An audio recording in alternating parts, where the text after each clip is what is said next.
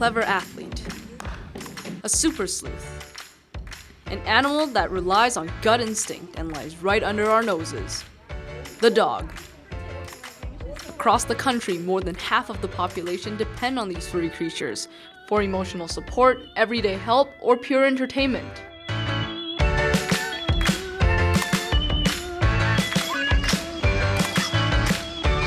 But the most courageous of dogs are challenged to perform truly legendary tasks. Some of these elite dogs are the product of Schutzhund, a dog sport that's existed for more than 100 years. There are many opportunities for owners and their dogs to compete in Schutzhund all over the world. The test was developed for German Shepherd, saying that not every single German Shepherd can do it. Isabella Oxengendler has spent her entire life around dogs. Now president and lead coordinator of Canine Force Working Dog Club, she's focused on training and prepping them for competition. As any sport, it has a very strict requirements. Self-confidence, a lot of drive, prey drive, ability to chase the toy, food drive. So those are the preliminary qualities that we're looking at the dog. Schutzhund competitions are assessed based on 3 stages: obedience, tracking, and protection.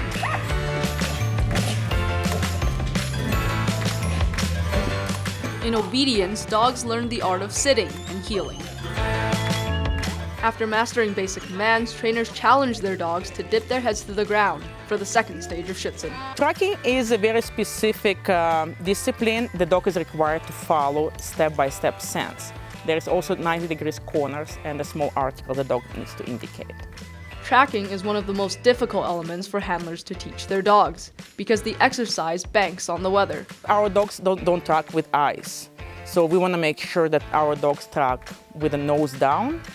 And winter, there is not much disturbance of the ground that they can follow.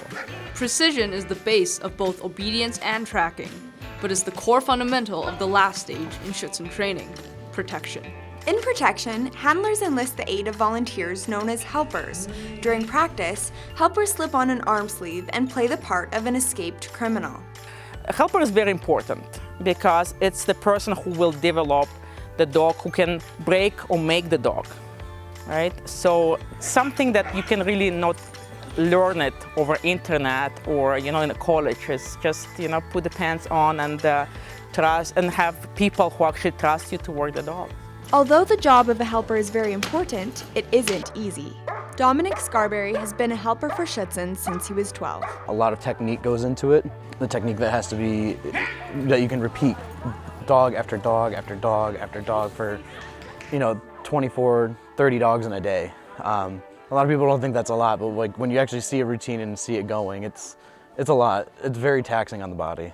Stages become more difficult as handlers and their dogs progress through Schutzhund 1, Schutzhund 2, and Schutzhund 3, certifications that determine the level of competition. Each step requires dedicated effort from both handlers and dogs, but this vigorous training only enhances the bonds between them. I thought that the training itself, like the obedience and stuff like that, would be the most fun. But once you start getting into working dog training, the relationship that you get with the dog it's indescribable. And anybody who's a handler, they know, just because this is the dog that you spend every single day with, you train every day with, and every time you train, you build more of a bond. Although Schutzhund dogs look scary at first, Oxengendler says people have nothing to fear about their aggression levels. Our dogs are absolutely not aggressive, even though we do bite work. So aggressive dogs are absolutely a big no-no for the sport. Oxengendler and her team are hoping to compete in the national championship next year. For the Calgary Journal, I'm Isabel Bennett. And I'm Sam Nahr.